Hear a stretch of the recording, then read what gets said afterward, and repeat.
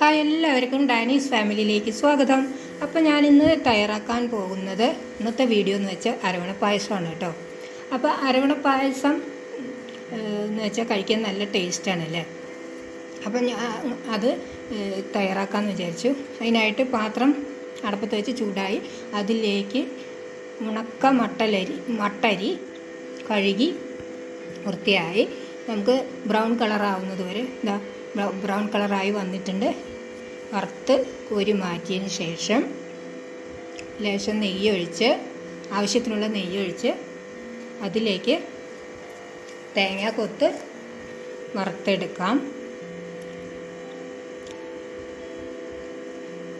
തേങ്ങാക്കൊത്ത് നല്ല ബ്രൗണിഷ് കളറാവുന്നത് വരെ നമുക്ക് ഇളക്കി കൊടുക്കാം.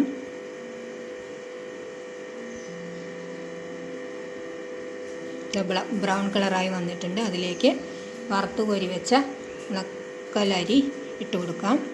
ഇത് നല്ലതുപോലെ മിക്സ് ചെയ്ത് കൊടുക്കാം. തേങ്ങാക്കൊത്തും അരിയും നെയ്യൊക്കെ നന്നായി പിടിക്കത്തക്ക രീതിയിൽ മിക്സ് ചെയ്ത് കൊടുക്കാം. അത് മിക്സ് ചെയ്ത് കൊടുത്തിട്ടുണ്ട്. അതിന് ശേഷം ചൂടുവെള്ളം, അരി വേകുന്നതിന് ആവശ്യമായ ചൂടുവെള്ളം ഒഴിച്ചു കൊടുക്കാം.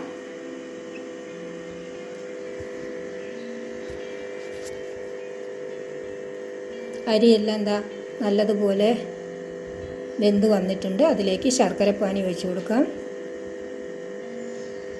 ശർക്കരപ്പാനി ഒഴിച്ചതിന് ശേഷം നല്ലതുപോലെ തിളച്ച് വന്നിട്ടുണ്ട്.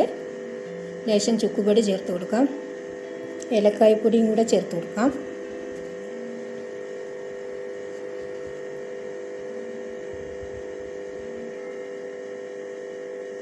അപ്പോൾ ഇത്രയേ ഉള്ളൂ അരവണ പായസം. ഇത് നന്നായി സെറ്റായി കുറുകി വരുമ്പോൾ ഇത് നമുക്ക് സെർവ് ചെയ്യാവുന്നതാണ് കേട്ടോ. അപ്പോൾ ഇത്രയേ ഉള്ളൂ കേട്ടോ. അപ്പോൾ എല്ലാവരും ട്രൈ ചെയ്ത് നോക്കണേ. അപ്പോൾ ഈ റെസിപ്പി ട്രൈ ചെയ്തിട്ട് ഇഷ്ടപ്പെട്ടിട്ടുണ്ടെങ്കിൽ തീർച്ചയായും സപ്പോർട്ട് ചെയ്യണേ. വീഡിയോ ഷെയർ ചെയ്യണേ, ലൈക്ക് ചെയ്യണേ, സബ്സ്ക്രൈബ് ചെയ്യണേ. അപ്പോൾ ഇന്ന് എല്ലാവർക്കും നല്ലൊരു ദിവസം ആശംസിച്ചുകൊണ്ട് okay, bye bye, thank you.